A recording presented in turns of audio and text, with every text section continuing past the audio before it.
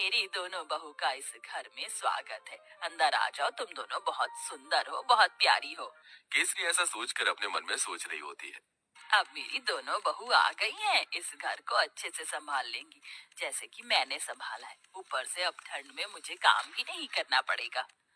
जैसा मैंने सोचा था उससे भी बहुत सुंदर है मेरा ससुराल। अपना ससुराल देखकर तो मुझे इतनी खुशी हो रही है कि बस क्या बताऊं। मेरी तो सारी ठंड भी भाग गई। यहाँ तो किसी चीज की कमी ही नहीं है।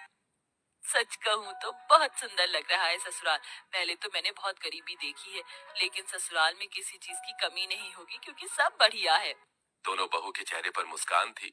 तुम दोनों बहुत थक चुकी होगी और तुम्हें ठंड भी लग रही होगी। चलो, मैं तुम्हें तुम्हारे कमरे में छोड़ आती हूँ, उसके बाद तुम्हारी पहली रसोई की रस्म करेंगे। केसरी ऐसा कहकर अपनी दोनों बहू को उनके कमरे में लेकर जाती है, जहाँ दोनों बहू थोड़ी देर आराम करती हैं।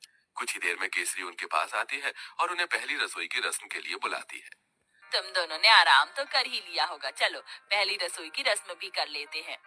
केसरी ऐसा कहने के बाद दोनों बहू को ठंड में रसोई में छोड़कर बाहर चली जाती है। थोड़ी ही देर में फिर से वो दोबारा आती है। मुझे माफ कर देना, मैं तो तुम्हें सामान निकाल कर देना ही भूल गई, अभी देती हूँ। केसरी रसोई में आकर एक कटोरी लेती है और उसमें 6 चम्मच चीनी डालती है, 2 गिलास दूध निकाल कर रख देती है और साथ में 2 कटोरी चावल निकाल के डोंगे में रख देती है।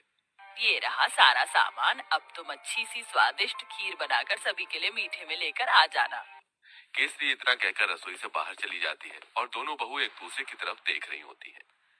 लगता है माँ जी हमें कुछ ज्यादा ही भली समझ रही हैं। मुझे तो लगता है कि उन्हें ये लग रहा होगा कि हमें खाना बनाना ही नहीं आता। चलो कोई बात नहीं, हम अपने हिसाब से बना लेते हैं। ज्यादा बनाएंगे ताकि रात को खाने को मिल जाए। खाने के बाद कुछ मीठा अच्छा लगता है। इस तरह आराध्या और राधिका दूध चीनी चावल निकाल कर ज्यादा सी खीर बना लेती हैं, जिसके बाद वो खीर परोसकर घर में सभी को देती हैं। बहुत अच्छी खीर बनाई है।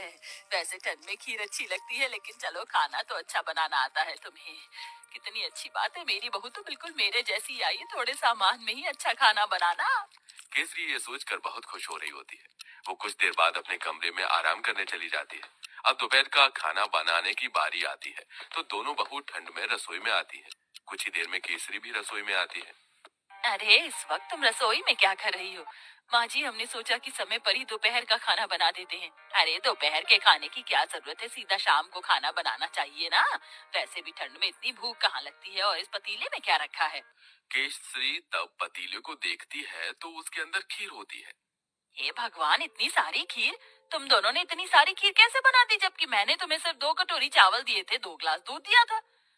अरे माँ जी, हमने ज्यादा इसलिए बना ली थी ताकि हम रात तक आराम से खीर खाते रहें। हे भगवान, तुम्हारा पेट है कि कुआं? आज के बाद ऐसा बिल्कुल नहीं होना चाहिए। जितना मैं सामान दूंगी उतना ही बनेगा। ठंड में इतना खाना कोई नहीं खाता। लेकिन माँ जी, लेकिन वेकिन कुछ नहीं। इस घर को चलाना है या घर की बर्बादी करनी है? आज से ही अपने कान में आटा लगा लो, फिर ये गलती नहीं होनी चाहिए। राम राम राम, इतनी सारी खीर देखकर कहीं आज मुझे हार्ट अटैक ही ना आ जाए। ऐसा बोलते बोलते केसरी अपने कमरे में चली जाती है और दोनों बहू ठंड में कांपते हुए एक दूसरे को देखती रह जाती हैं। फिर आती है रात को खाना बनाने की बारी। तो रात को जब खाना बनाने दोनों बहू ठंड से कांपते हुए रसोई में जाती हैं, उनसे पहले वहां केसरी मौजूद होती है। उसने पहले ही सब कुछ गिनती करके निकाला होता है। देखो बहू, ये एक बैंगन है, 4 आलू हैं, साथ में मैंने आटा निकाल कर रख दिया है। इस आटे में से केवल 10 रोटी बननी चाहिए। 2 मेरी, 4 तुम दोनों की और 4 दोनों मेरे बेटों की। ऐसा कहकर केसरी रसोई में चली जाती है। इस तरह दोनों ही बहू कंजूस सास से बहुत ज्यादा परेशान हो जाती हैं। रोटी बनाते बनाते आखिरी में 10 रोटी के बाद एक लोई रह जाती है। दोनों बहू वो भी बना देती हैं। तो इस बात पर भी केसरी उन्हें खूब सारी बातें सुना रही होती है।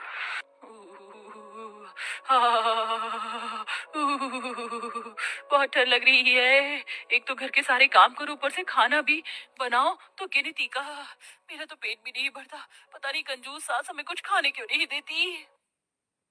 सही बोल रही हो। ऊपर से रसोई में काम करते हुए ठंड लगती है। हमारी सास हमें एक हीटर भी नहीं ला कर दे सकती। वैसे मुझे बहुत जोरों से भूख लगी है। 2 रोटी में मेरा क्या होगा? एक आखिरी में 10 रोटी के बाद एक लोई रह जाती है। दोनों बहू वो भी बना देती हैं। तो इस बात पर भी केसरी उन्हें खूब सारी बातें सुना रही होती है।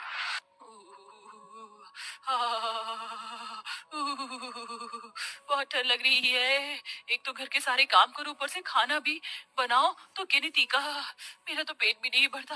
पता नहीं कंजूस सास हमें कुछ खाने क्यों नहीं देती।